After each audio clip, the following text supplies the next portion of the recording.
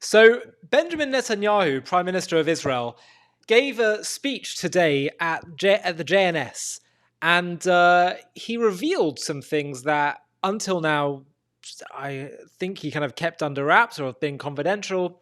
Things like what happened with the Mossad pager attack. Sounds like he knew about it for quite a while, but obviously the rest of the world didn't. Amazing, by the way, that he planned his trip to speak at the UN just as Israel was about to bomb Hassan Nasrallah, the head of Hezbollah. And from what I understand, I could be wrong about this, but from what I remember reading, he did that intentionally so that Nasrallah, they'd know that he'd be in a certain office to watch Netanyahu giving the speech. And yeah, it was a bit of a ploy. But he's revealed some things in his speech that we weren't aware of before. One of the things that he said, which I'll show you, is that he said, first of all, IDF F-16 fighter jets intercepted Iranian planes en route to Damascus that wanted to save Assad. So Israel was involved in securing the downfall of Assad. Have a watch. Turkey. But Iran, understanding that their amazing, unbelievable investment in the axis. This is the axis. You have to have continuum to supply Hezbollah. And that was going down the tubes. And so they had to rescue Assad. And what they did was what they wanted to do was to send one or two airborne divisions to help him. And we stopped that. We sent some F-16s to some Iranian planes that were making some routes to Damascus. They turned back. So being shed of any support from the West and any support from the East, the Assad regime collapsed. And just to make sure, we destroyed 90% of their armaments of the army by Turkey. And that was amazing, by the way. And I'll show you another clip as well of something else Netanyahu revealed in a second. But that is absolutely remarkable. This is a global service that Israel has performed. The Assad regime had bodies piled high into the millions.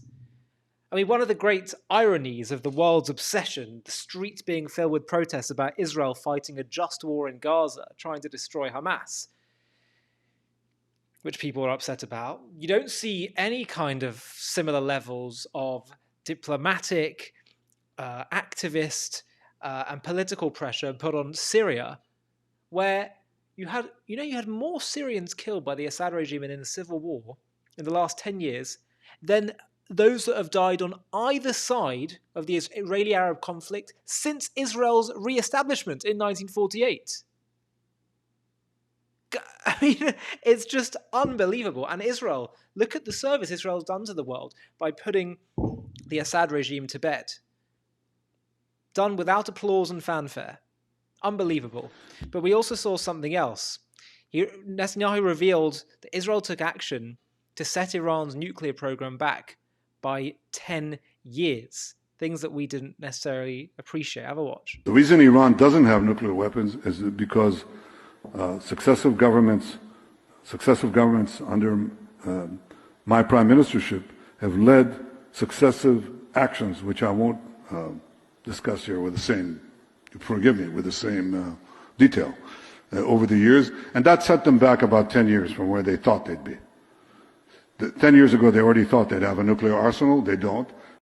The reason Iran doesn't have nuclear weapons. So, again, another great act of service to humanity that Israel have performed, and again, done not in plain sight. You know, things like the Mossad pager attack. Yes, that was done in plain sight because it affected Hezbollah. But how many operations has Israel done, have Mossad performed, that we just don't know about or might not be revealed for decades? It's just unbelievable. But at the same time, I have to say that wouldn't it be better if Israel's ingenuity could be used not towards simply just trying to survive? I mean, if you think about it, it's incomparable, the situation Israel finds itself in, surrounded by enemies on all fronts that want it destroyed. and yet with unparalleled ingenuity, miraculous, quite frankly. It's the only way to put it. We have to acknowledge the divine oversight here. Israel thrives, and Israel's shown such ingenuity in fighting off its enemies. But wouldn't it be so much better if Israel could use that ingenuity that has led to 20% of the world's Nobel Prizes going towards Jewish people? Wouldn't it be so much better if they could use that towards making this world more comfortable for us all, more safe, more healthy, more godly and more divine and more good?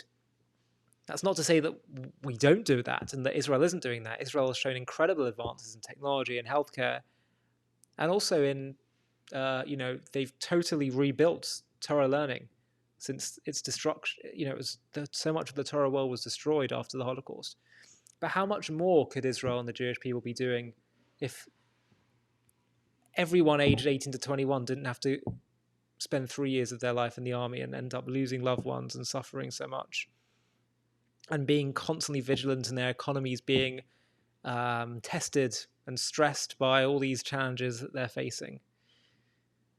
So it is remarkable, but also, for goodness sake, wouldn't it be so much better if instead of trying to spend all our energies to surviving, we could put more of it towards living? I suppose part of the miracle, the compounding of the miracle, is that even despite Israel having to face all these challenges, she still is managing to not just exist, but to live. Hi, thank you so much for watching. To watch another one, click here. To stay up to date with all our content, click here to subscribe. And if you're able to, you can help support JTV to grow and grow by clicking join below this video, where you can become a member and get perks including early access to videos and private live discussions with me. But most of all, you'll be partnering with us on our mission to change the world.